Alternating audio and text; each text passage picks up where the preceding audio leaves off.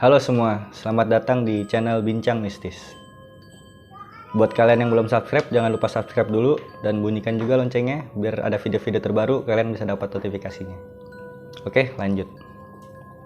Nah, sekarang balik lagi kita di tema ngobrol mistis. Di sini saya mengundang bintang tamu untuk menceritakan pengalaman pribadinya soal hal-hal yang berbau gaib ataupun mistis. Nah, sekarang di samping saya sudah ada narasumber kita yang ingin menceritakan kisah-kisah mistisnya. Halo, selamat malam.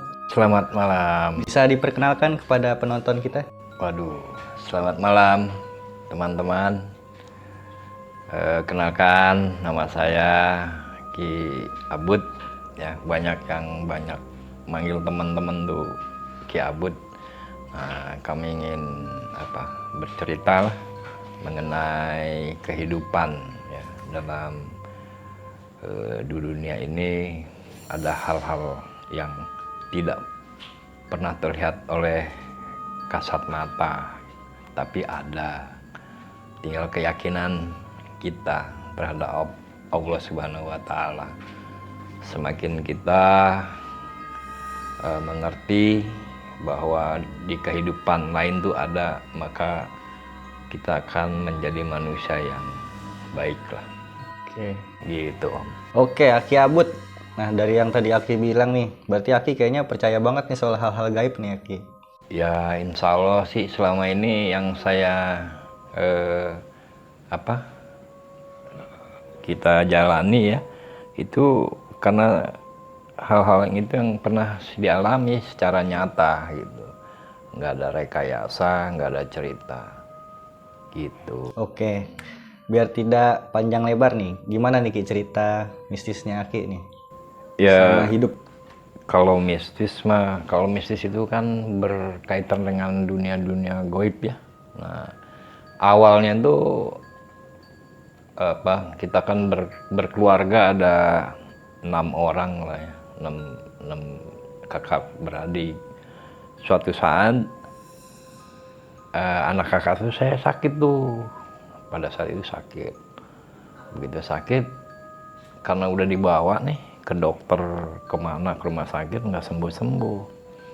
Nah akhirnya panggillah seorang tetangga ya, yang bisa tahu lah akan kadar si anak nih penyakitnya gitu. Nah akhirnya diobatin tuh anak. Ya ada sesuatu yang menempel katanya gitu. Nah dari situ saya awal itu saya ngebatin doang. Ih enak banget sih bisa ngobatin orang gitu kan, tanpa ke dokter. Sebenarnya udah tahu gitu. Kalau orang bilang ada indera keenam ya, nah itu walaupun penyakitnya medis tapi tetap bisa ketahuan Ki ya? bisa. Nah itu kan dia udah berapa kali ke dokter nggak sembuh. Nah akhirnya saya cuma ngebatin di dalam mengikuti bapak itu. Saya ngebatin, namanya boleh disebut nggak sih orangnya? Boleh, kalau misalkan mau berkenan sih. Kalau misalkan nggak berkenan Ya saya ingat banget itu namanya Pak Kundang ya. Dia orang Sumedang, tapi memang baik orangnya. Tidak, di tetangga juga tidak terlihat kalau dia orang bisa gitu melihat hal-hal yang tidak bisa dilihat mata. Nah akhirnya saya ngomong di batin itu yang tadi. Nah keesokan harinya saya main ke rumah dia gitu. Saya ngobrol, saya cerita. Kata dia cuma disuruh, yaudah sholat aja katanya gitu. Saya juga nggak pernah berguru kemana-mana, cuma saya sholat. Minta petunjuk lah dari Allah gitu. Oh, berarti dari pisah Aki tadi itu melihat sosok yang Aki sebut tadi itu, Aki pengen kayak dia gitu? Iya, nah itu dia awalnya itu karena ketertarikan saya terhadap mistik atau dunia goib. Itu awalnya itu pada tahun 91 lah. 91 ya. Nah setelah itu saya melakukan hal yang sudah diberikan sama dia, diberikan Nah, saya jalankan tuh sholat malam. Sampai saya bilang ya Allah kalau memang diperkenankan ya saya juga mau gitu. Nah akhirnya dari situlah kita bisa mengetahui kalau bahwa Maha Pencipta Allah itu maha besar. Apa yang kita inginkan, kita serius, kita jalankan, insya Allah Tuhan akan memberikan gitu. Sesuatu yang tidak bisa dilihat orang lain mungkin. Nah itu juga dapatnya saya di sholat tahajud ke-7 kalau nggak salah. Begitu saya sholat tahajud di hari ke-7 itu tiba-tiba datang orang tinggi gede. Itu tinggi gede bukan secara rasa tapi secara nyata saya lihat gitu. Dia pakai sorban putih, dia berperawakan tinggi gitu. Pada saat lagi saya berdoa, tapi begitu rasanya itu udah kayak di gunung es, dinginnya minta ampun, sampai menggigil. Bahkan saya juga minta ampun sama dia. Ampun, karena saya takut. Shock pas lagi pertama itu shock. Iya, karena saya lihat, astagfirullahaladzim. Saya bilang, aduh, udah. Nah, begitu saya begini, tapi begitu saya sadar, saya udah celentang. Oh gitu. Tapi pas awal posisi duduk? Posisi duduk, bersila, saya minta doa, tapi begitu dia muncul, saya kaget kan. Sampai sujud, saya minta, udah kelar, udah selesai. Tapi akhirnya saya, begitu sadar, saya bangun, langsung celentang. Astagfirullahaladzim. Nah, mungkin dari sebatas itulah, yang hari demi hari yang saya lewati itu, ya macam-macam udah ngelihatnya. Gitu. Oh mulai dari situ udah bisa melihat makhluk-makhluk? Sudah melihat. Ada yang menyon, ada yang apa gitu. Nah itu dibilang saya juga jadi ketakutan. Pas awal-awal itu? Awal-awal ketakutan. Jadi setiap saya sholat pasti ada yang hadir. Setiap sholat pasti ada yang hadir. Akhirnya kemungkinan kondisi saat itu tadinya saya kotor karena saya udah berpasrah diri, ya dimunculkan kalau memang Anda benar pengen itu ya itu gitu.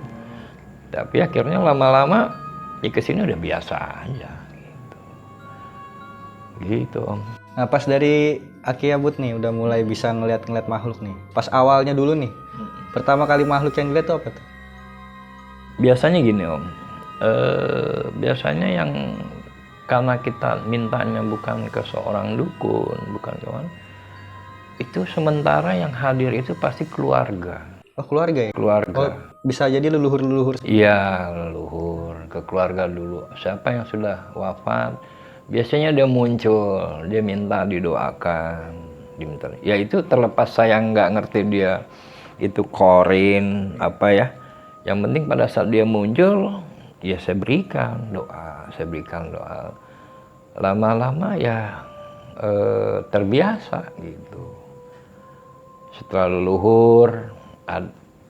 leluhur yang ibaratnya yang satu frekuensi ya, itu pasti hadir. Lama-lama tetangga. Oh gitu. Iya.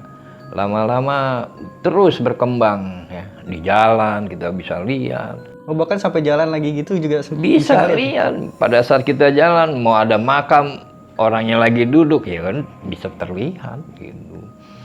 Nah, hal-hal inilah yang terkadang orang yang jangan sombong ya. Bahwa di dunia ini ada kehidupan di tempat lain. Nah, akhirnya dari situ saya mabok. Artinya mabok tuh kepenuhan lah ya. Kalau dibilang orang tuh dilihat kasih ilmu ya, Yeah. A sampai Z gitu loh. Waduh, yang mau si A begini, yang B begini, yang C. Akhirnya saya drop sakit, gitu. Sempat malah nggak kuat gitu, jadi nggak kuat gitu Ki? Iya, saking karena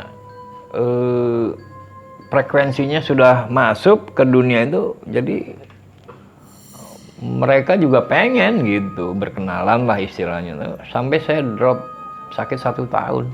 1 tahun. 1 tahun. Itu nggak ada penyakitnya.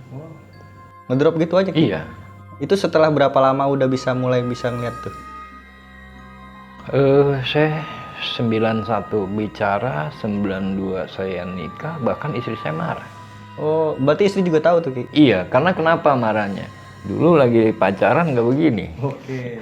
Sekarang sudah jadi suami istri, dia komplain, kok jadi begini? Oh, dikirain disembunyiin. Dikirain disembunyikan. Gitu. Karena kenapa? Karena dia merasa terbohongi, ya itu tadi. Dulu nggak begini, sekarang begini. Karena kenapa? Itu karena ada sebab. Sebabnya gini.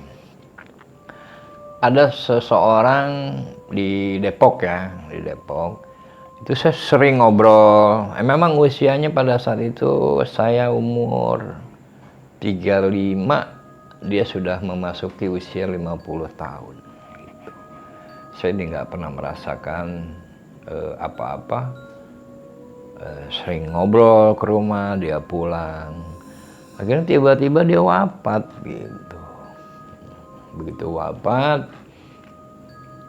di hari ke-3 itu hadir pada saat saya sholat. Begitu saya sholat, dia hadir, dia bicara mengenai keadaan kehidupan di dunia dia.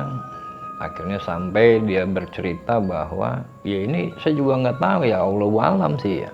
Karena ini kejadian yang saya alami gitu, bukan saya merekayasa. Iya, ini juga kita kasih tahu buat penonton nih, boleh percaya boleh enggak. Iya, kita hiburan. Iya, ini kan soal pengalaman pribadi lah. Jadi kita balikan lagi ke penonton, boleh percaya boleh tidak. Nah akhirnya bapak tua itu wafat. Di hari ke-3 itu dia hadir. Gitu. Oh, Aki ngeliat juga ya? Iya, kita ngobrol juga seperti biasa. Dia cerita masalah kehidupan keluarganya, dia punya anak, dia gimana gitu. Akhirnya dia membisikkan sesuatu ke saya. Ngobrol dengan lirihnya, dia bilang, nanti di hari ke-40 hari saya akan bawa istrinya. Gitu lah. Saya juga kan bingung. Saya tidak mau hal ini menjadi fitnah. Akhirnya saya cerita sama istri. Nah itu dia yang buat istri marah. Bilang, Mah, semalam Pak Sultan datang. Emang kan udah wafat? Iya. Tapi dia menitipkan pesan. Saya bilang, kenapa? Di hari ke-40 nanti istrinya mau dibawa. Udah kamu jangan ngomong kemana-mana, nanti kamu dibilang orang gila, katanya gitu. Ya udah saya diam. Nah akhirnya sampai ke hari 40. Dari ke-40 malamnya itu istrinya masih memberikan makanan biasa. Tapi saya lihati, saya penasaran kan dengan bisikan atau obrolan malam kemarin itu. Nah, sorry Ki, dipotong. Berarti pas hari 40-an itu juga ada tahlilan tuh? Tahlilan. Tahlilan ya? Iya. Oke. 40 hari itu tahlilan, istrinya biasa ngasih. Tapi begitu keesokan hari, pagi itu saya dengar di masjid, innalillahi. Ternyata memang istrinya wafat. Padahal malam itu masih seger gitu loh. Berarti yang dititipin pesan tadi beneran? Iya, tapi kan saya nggak mau ya. Nah, hal itu yang saya pendam. Nah, begitu istrinya wafat, di hari ke-3 hadir lagi. Istrinya sekarang? Pak. Oh, Pak bapaknya. Iya, masih bapaknya. Ya, setelah itu, dia bilang juga, karena anak saya satu nih susah dibandingin sama kakak-kakaknya yang lain. Kehidupannya susah, kasihan. Namanya B lah ya. Akhirnya dia bilang, saya juga mau bawa. Saya mau astagfirullahaladzim. Ini gimana ceritanya? Saya ngobrol lagi sama istri saya. Jangan diceritain lagi. Nah Ki, tapi kan Aki ngomong bisa ngobrol gitu ya? Iya. Jadi misal orang ini dalam bentuk arwahnya saat sudah meninggal ya? Iya. Nah itu dia menceritakan, tapi Aki apakah juga bisa ngobrol sama dia? Bisa. Bisa. Bisa. Nah, akhirnya di hari ke-40 sama. Kejadian lagi. Kejadian. Kejadian anaknya juga wafat gitu. 40 hari istrinya. 40 istrinya gitu. Jadi, Nah, di saat ngobrol itu apakah Ki nggak mencoba untuk menasehati lah misalkan atau seperti apa gitu? karena gini Om, kalau makhluk kayak gitu, dia kan hanya meminta tolong. Saya katakan bahwa kalau saya sanggup, saya katakan. Kalau saya sanggup, saya diem aja. Karena hal itu tidak bisa dibantah gitu. Karena dia keinginannya seperti itu. Ya kita sudah pernah nasihati ya, janganlah seperti apa. Karena hal itu kalau dia cerita ya cuman mau untuk memberikan satu Pesan terakhir kali. pesan terakhir, satu komunikasi itu satu arah aja.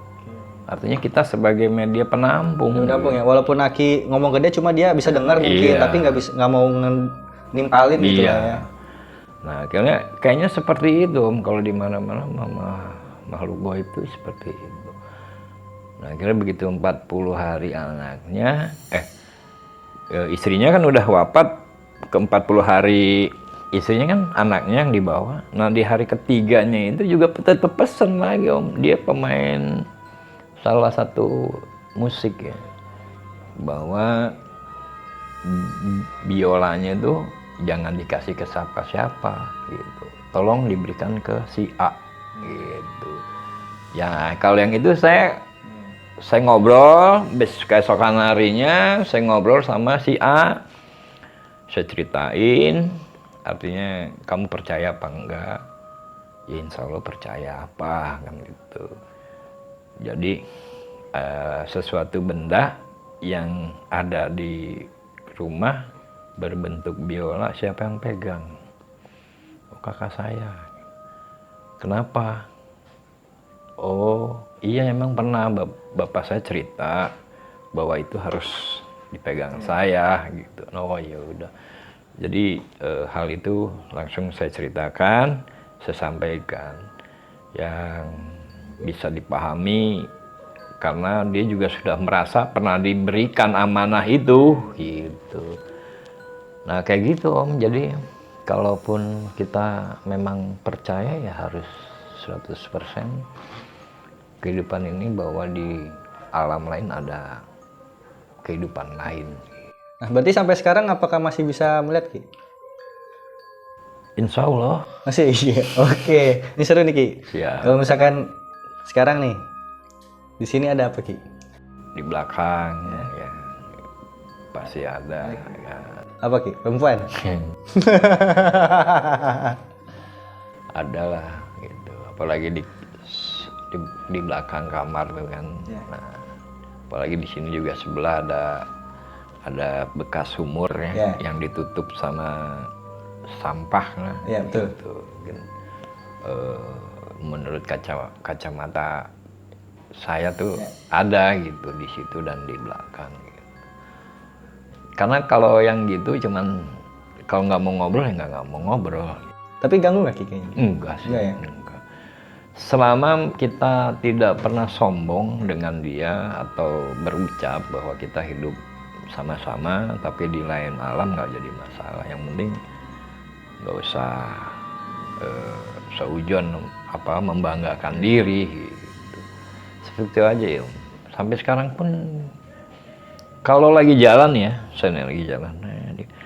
Itu kalau ada makam di kanan atau di kiri pasti mata saya nengok. Pokoknya ada sekelibatan set gitu. Langsung ya set gitu. Kelihatan gitu. Paling saya kirim doa aja gitu. Ya wal muslimin wal muslimat gitu. Seperti itu. Oke, terima kasih banyak nih Ki atas informasinya. Nanti kapan-kapan kita ngobrol lagi soal hal-hal mistis yang lainnya nih. Pengalamannya kayaknya masih banyak nih. Kalau kita di sini nggak sampai selesai sehari. Tapi yang penting gini Om, dalam bercerita ini kita anggap hiburan. Iya, boleh dipercaya boleh tidak ya, karena berdasarkan pengalaman pribadi. Balik lagi.